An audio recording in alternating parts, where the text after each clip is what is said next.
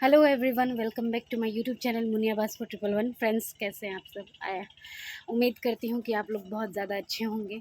तो आज नवरात्र का चौथा दिन है और क्या कहूँ मैं आप लोगों से, समझ में नहीं आ रहा है। अब देखिए, चैत मास में, इसी महीने में, मतलब चैत मास में भी आप लोग को पता होगा, जो खास करके बिहार से हैं, जो बिहारी लोग हैं, भोजपुरी लोग, उन्हें पता होगा कि इस महीने में भी छठ पूजा होता है।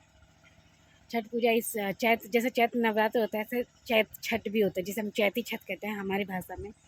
तो उसकी भी तैयारियां हमारे घर में चल ही रही थी। पर आप लोगों को, जैसे कि मैंने पिछले ब्लॉग में बताया, कि मेरे दामाद जी जो है वो हॉस्पिटलाइज हैं, एडमिट हैं। तो अब उनको ही हम लोग देख रहे हैं, उनका ट्रीटमेंट हो ही रहा है। कि अब अचानक से देखिए कि इतनी मुसीबत पड़ गई है कि कल रात से बाबा की भी तबीयत बहुत ख़राब हो गई।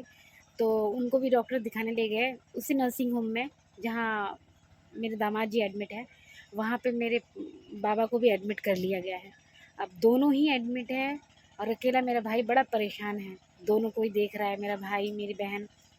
और मैं हूँ कि मैं बाहर कहीं आ जा नहीं पा रही हूँ। मजबूरी में मुझे हॉस्पिटल जाना पड़ रहा है, क्योंकि हम लोग कुछ छोड़, माता रानी तो देख रही है ना, कुछ नियम का पालन मैं नहीं कर पा रही हूँ।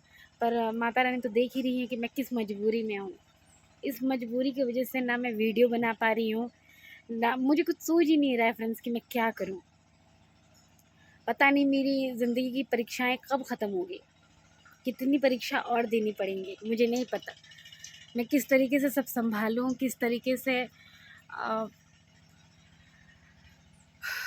रास्ता नहीं मिल रहा है मुझे। सच में कोई रास्ता नहीं मिल रहा है कि मैं अपनी हालत को आप लोग के आगे बयां कर पाऊँ। मुझे वो रास्ता नहीं मिल रहा है।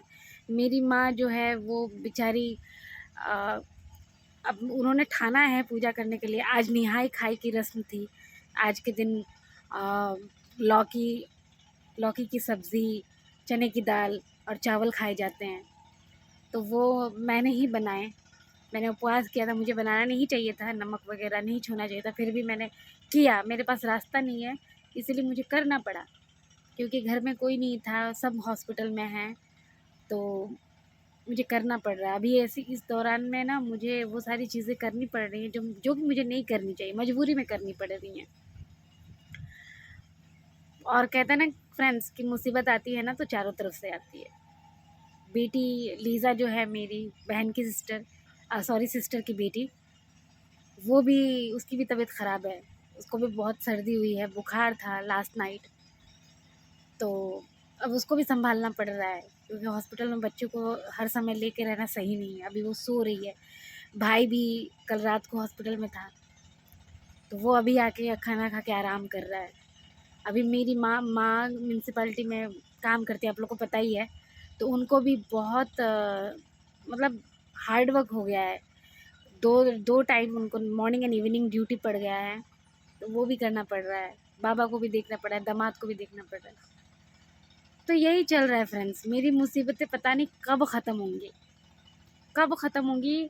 बड़ा मुश्किल हो गया ये कहना कि मुसीबतें कब ख़त्म होंगी, क्योंकि एक मुसीबत ख़त्म होती नहीं है कि दूसरी मुसीबत आके खड़ी हो जाती है। पर ये मेरे ख़्याल से ना फ्रेंड्स, अभी मेरी माँ कल चिंता कर रही थी, तो मैं एक ही बात जानती हूँ। मैंने उनसे कहा तो नहीं, पर मैं एक बात जानती हूँ, ऐसे हालत में थोड़ी सी परेशानी होती है, पर पता नहीं माता रानी मुझे कहाँ से शक्ति दे देती हैं कि मैं इन सब चीज़ों से हँस हँस के डील कर लेती हूँ, कि कोई नहीं है, मज़ा आता है, यही तो ज़िंदगी है।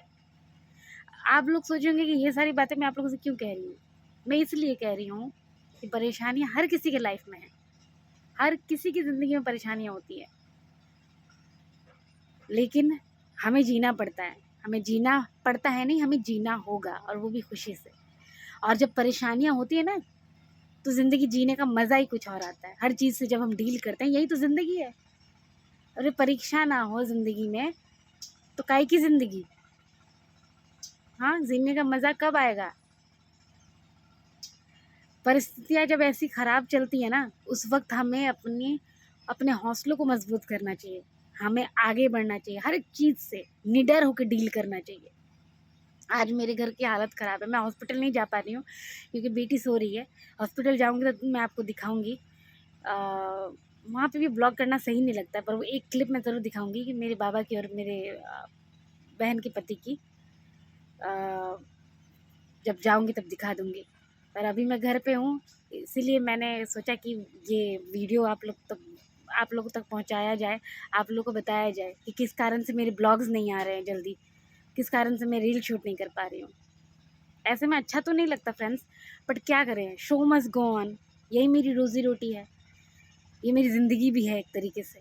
लोगों को लग रहा होगा कि इतनी मुसीबत में इसे नाच गाना सूझ रहा है, ब्लॉगिंग सूझ रहा है, पर ये मैं जानती हूँ और वो सारे ब्लॉगर्स जानते होंगे, वीडियो क्रिएटर जानते होंगे कि ये क्या है। अगर ये नहीं होता तो मैं आज ज़िम्मेदार नहीं होती अभी। बहुत मतलब ज़िम्मेदार क्या, अपने घर का जो पालन पोषण है वो नहीं कर पाती। माँ बाप तो कर ही रहे हैं, उनकी मदद नहीं कर पाती, उनके जितना तो नहीं कर पा रही हूँ, पर उनकी मदद कर रही हूँ मैं इतना सोच रही हूँ।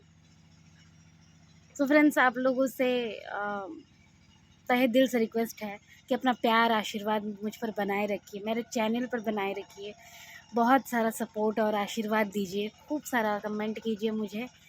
मुझे सिर्फ आप लोगों से प्यार चाहिए, आप लोगों का आशीर्वाद चाहिए, और दुआ कीजिए माता रानी से, ईश्वर से, अल्लाह से, सच्चे बादशाह से दुआ कीजिए कि मेरे बाबा की और मेरे दामाद जी की तबीयत जल्द से जल्द ठीक हो जाए, क्योंकि वो वही हैं हमारे अपने और हम उनके, और हमारा कौन है। और जैसे भी हैं उन्हें ठीक होना बहुत ज़रूरी है, क्योंकि बहुत घर सूना सूना सा लग रहा है उनके बिना। और अगर ये वीडियो वो लोग देखेंगे तो मैं उनसे कहना चाहती हूँ, गेट वेल सुन। राहुल, आप जल्दी ठीक हो जाइए, और बाबा आप भी जल्दी ठीक हो जाइए। आप लोग के बिना घर बहुत खाली लग रहा है। मैं आप लोगों से मिलने नहीं आ पा रही हूँ, बट आऊँगी। बाकी घर वाले तो है ही, आप लोग चिंता मत करिएगा, माता रानी सब ठीक कर देंगी। माता रानी पर भरोसा रखिए और हौसला हिम्मत बांध के रखिए, हिम्मत की डोरी कभी टूटने ना पाए।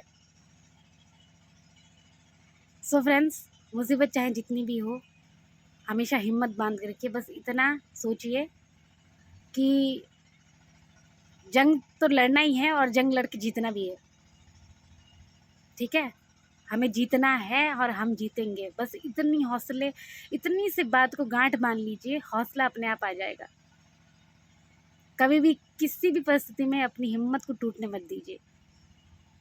एक छोटा सा मैसेज देने के लिए मैंने आप लोग के लिए ये वीडियो बनाया और आप लोगों तक पहुंचा रही हूँ। सो फ्रेंड्स, कुछ गलत कह दिया तो उसके लिए दिल से माफ़ी चाहती हूँ। फिर मिलेंगे एक नए वीडियो के साथ।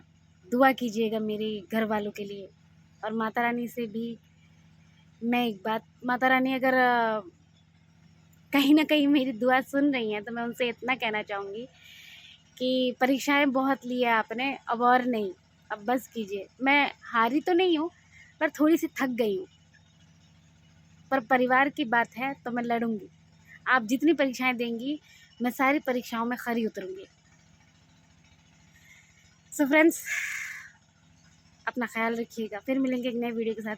जय माता दी। Bye bye.